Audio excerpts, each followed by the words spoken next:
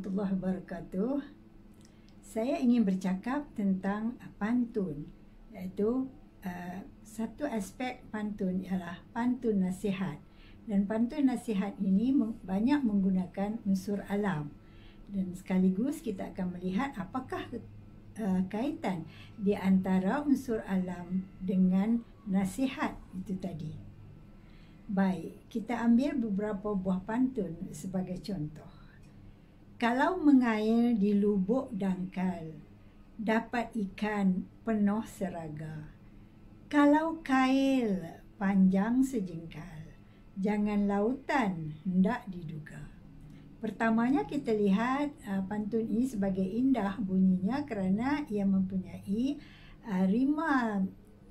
rima akhir yang sempurna dan ditambah dengan rima tengah, ya, yang juga kena pada tempatnya, iaitu kalau mengail di lubuk dangkal tadi. Kemudian itu baris yang pertama. Baris yang kedua, dapat ikan penuh seraga, ya. Kalau mengair di lubuk dangkal, baris pertama itu padan dengan baris ketiga, iaitu kalau kail panjang sejengkal, ya. Dan baris kedua, dapat ikan penuh seraga, sesuai dan bertepatan bunyinya dengan jangan lautan hendak diduga. Okey, kita lihat maknanya pula. Kalau mengair di lubuk dangkal, dapat ikan penuh seraga. Kalau kail panjang sejengkal, jangan lautan hendak diduga. Ya, pantun ini pertamanya menggunakan perjalanan laut. Adalah simbol yang sangat lumrah di dalam pantun. Ya, orang itu berada di laut lah, dia nak mengail ikan tadi. Ya, pantun ini menyentuh perihal pentingnya melengkapkan diri dalam menjalani hidup. Seseorang haruslah menyediakan minda dan jiwa untuk menghadapi pelbagai cabaran. Kalau dia nak pergi mengair tu, dia mesti cukuplah kelengkapannya. Jadi di sini juga terdapat peringatan, kalau kail panjang sejengkal, jangan lautan hendak diduga. Ya, objek kail panjang sejengkal itu menandakan suatu kekurangan. Di sini terkandung nasihat, ya, supaya seseorang mengukur keupayaan sendiri di dalam membuat sesuatu pekerjaan. Ya. Di samping mencabar seseorang untuk menggandakan usahanya untuk mencari kejayaan. Ya. Jadi kalau kail panjang sejengkal, janganlah pergi ke tengah lautan. Jadi kalau nak pergi ke tengah lautan, eloklah dipanjangkan kail itu.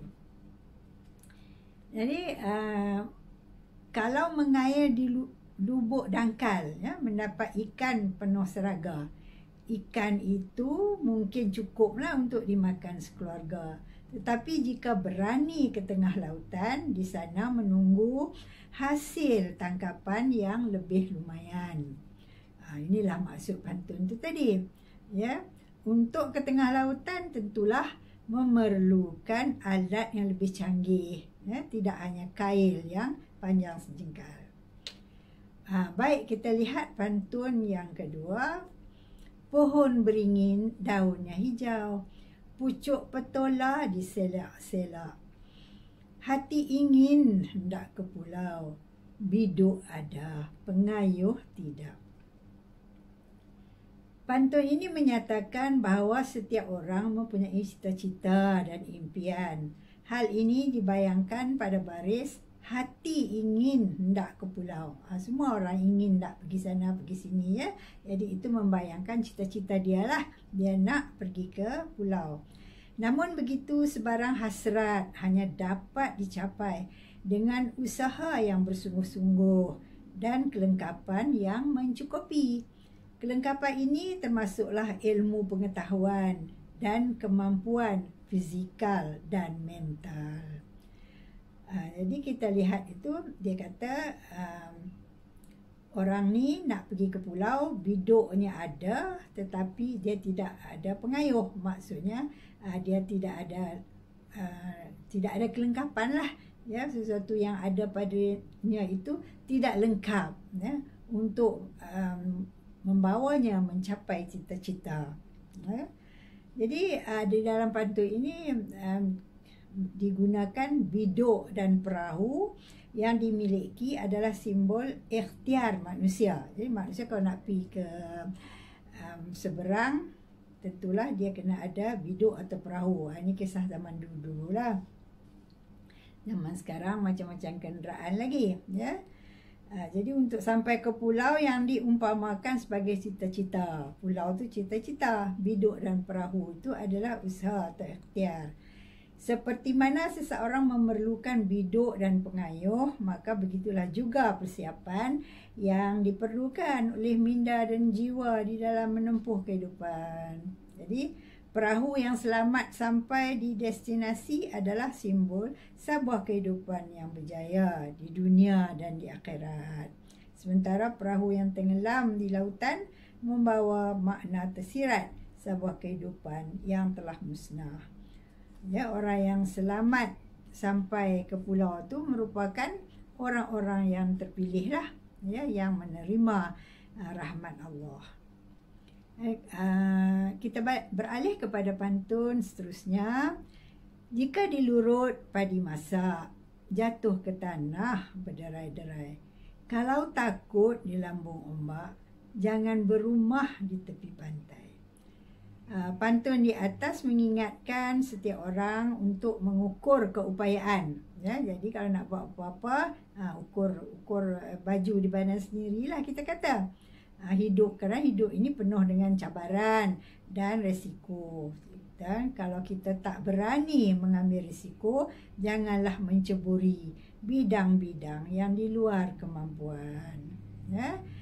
Seseorang yang tidak mempunyai cukup persediaan tidak akan dapat mengatasi cabaran yang diumpamakan sebagai menduga lautan. Jadi kalau takut, ya, di lambung ombak, jangan berumah di tepi pantai. Kalau tak cukup persediaan, janganlah buat sesuatu yang mendatangkan risiko yang tidak dapat diatasi nanti. Baik, orang yang tidak mempunyai keberanian dan keyakinan dianggap sebagai tidak bersedia untuk menempuh ombak dan gelombang. Okey, jadi demikianlah 3 buah pantun. Assalamualaikum warahmatullahi wabarakatuh.